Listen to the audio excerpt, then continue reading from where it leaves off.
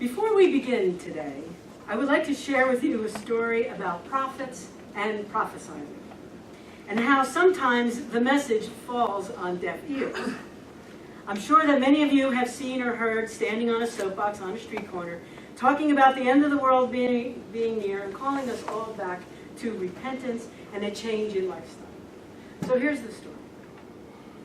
A rabbi, and whenever I talk about a story, just so you know, because you don't know me that well, a joke is coming, okay? So just get ready for it. A rabbi and a priest were standing by the side of the road holding huge signs. Huge, huge. One sign read, "The end is coming," and the other sign said, "Turn around." A sports car approaches at high rate of speed. The driver pokes his head out the window and yells, "Get out of here, you religious fanatics! Take your signs and go back where you came from." The car speeds up and rounds the bend, and all of a sudden you hear this loud crash. The rabbi turns to the priest and says, "Still, I think bridge out would have been a much better sign."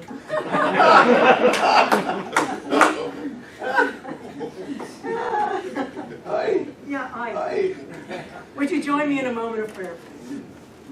O Holy One, you have gathered your people to this time and place to hear your word. Help us to listen for the messages you have for us.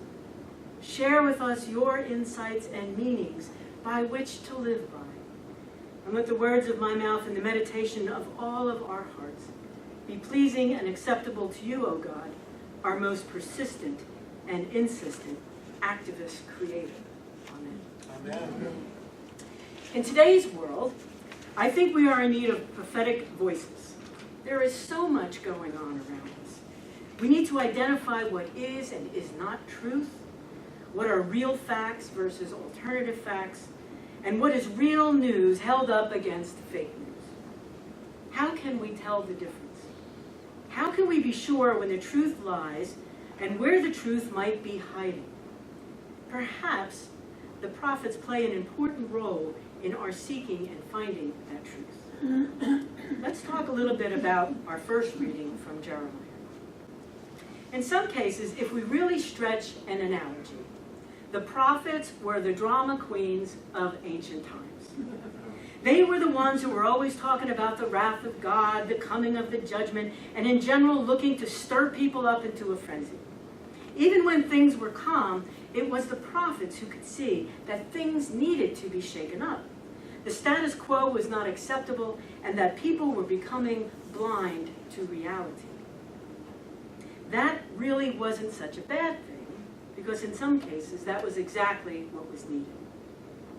In reality, the prophets of the Bible were the ones who acted as the mediator between God and us, between the divine and the secular, between the holy and the human. They were the ones who received visions and dreams and heard the voice of God shouting or whispering to them about the messages that we desperately and so unknowingly needed to hear. They were the truth tellers, and they were the ones who spoke truth to power, as well as speaking for the powerless. Just as an FYI, speaking truth to power is a term that was grounded in Quaker politics and pacifism, and entails saying things that those in authority do not want to hear, and it oftentimes involved physical or personal safety and risk. Speaking truth to power was an act of resistance. Prophets responded to the events of the day and did speak their truth regarding social, cultural, economic, or spiritual realms, and in doing so called ancient Hebrews to a higher level of living and involvement. They were honored and yet ignored, ridiculed and yet cherished, and yet they were so sought after as they were shunned. They were the ones who anointed kings, but stood up to accuse kings of wrongdoing. They vocalized for us God's judgment and God's ever-faithful love, and they did this through their words and actions. They called us to offer our very best work, our truest worship, with no room for middle-of-the-road behavior. They were relentless in knowing God and serving the people. And there were those who understood that what was being said was important and recorded those words for future generations. In the Bible, we have the famous prophets of Isaiah, Jeremiah, Ezekiel, and the 12 minor prophets, Hosea, Joel, Amos, Obadiah, and the rest.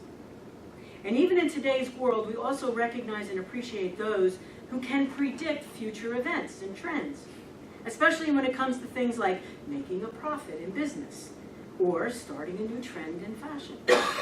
And we can be obsessed by what the various political polls predict, especially when we are close to election cycles.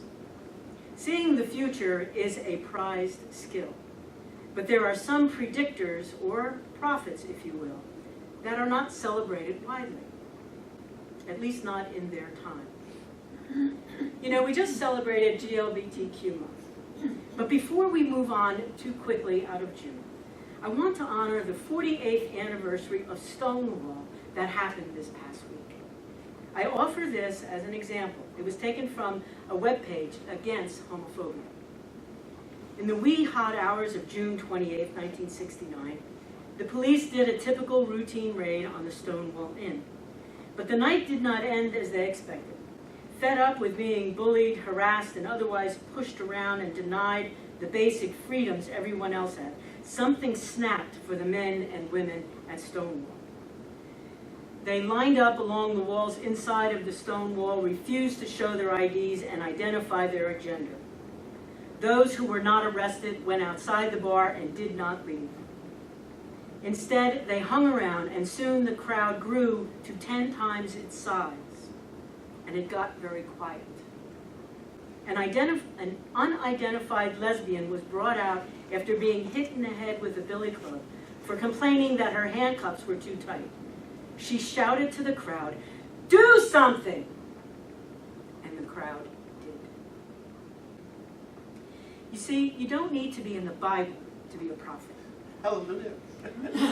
I don't know if the lesbian story is true or not, but I do know that the drag queens and transgender individuals were, and sometimes still are, the prophets of today. In all likelihood, we would not be here right now if it were not for those brave souls at Stonewall. Or as a matter of fact, our founder, Reverend Troy Perry, who a year before Stonewall founded our denomination. And look at what we have accomplished over the years in marriage, military service, healthcare, work environment. In some cases, we have even become chic. Because having a LGBTQ friend is sometimes very fashionable. The danger in this progress is that we may become complacent in fighting for equality, not just for us, but for everyone. Have we achieved the status of getting what we need and now can sit back and relax? I seriously doubt it. I do know one thing, that drag queens, transgender individuals, queer, and gender variant folks are the ones who are pushing the envelope now, with school boards and politics and the like. They are the ones calling us to a higher standard. They are the ones that are still pushing the boundaries and speaking truth to power. And perhaps speaking truth to the rest of us if we listen. Take, for example, Danica Roman, who is the first transgender candidate for the Virginia House of Delegates in District 13. In June, she won the Democratic nomination and will run against, and hopefully defeat, Bob Marshall, an 11-term homophobe from Prince William County.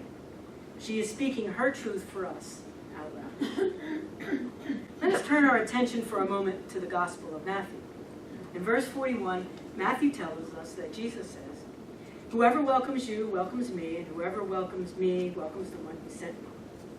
A common interpretation of this sentence is that Jesus is part of the divine and vice versa, and that when someone welcomes a disciple or a follower of Jesus, they are welcoming God, however you define the deity.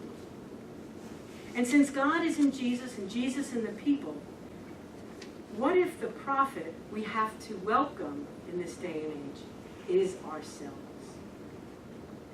Can you be the modern day prophet that speaks truth to power? Can you be the voice that we are waiting for? I profoundly believe that there are prophets in this room. I heard a program on NPR coming home this week from New Jersey and visiting my 96-year-old Aunt Dorothy.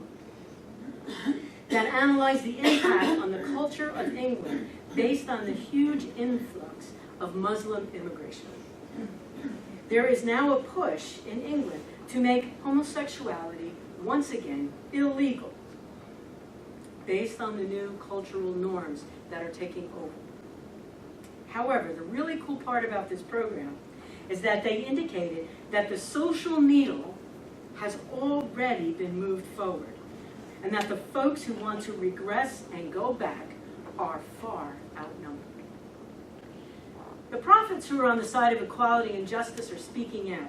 Even if some do not want to hear it, they are the voice of love and justice. We need prophets today, more than ever.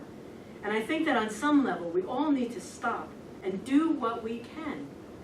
Maybe we are not prophetic with every single word we speak or action, but maybe just a little bit if we march, if we write letters, or if we quietly demonstrate. Do not doubt that you are or can be prophetic. I bet that each of you here today, really think about it, have had moments when you think God is talking to you. And I don't mean just in your head, you hear voices. But where you really believe that the divine has spoken to you and given you clarity and words that needed to be shared with others because they are the truth. And when they're the truth, you can't hold them in. You can't push them down. They need to come out. And we need to hear them. And with that voice inside of us, each and every one of us has the power to protest and proclaim, to tell truth to power, to challenge injustices, to enlighten others, to share the good news, and to shake up the status quo. I believe that we can be prophets, just like the lesbian who shouted, "Do something!" and the drag queens who fought back at Stonewall, and the transgender folks who are breaking down barriers. We can be just what the world so desperately needs today. I pray that we will all begin to understand that our voice, your voice, is important, and the world needs to hear it. We need more prophets today. Speak the holy truth that is within you. May it be so.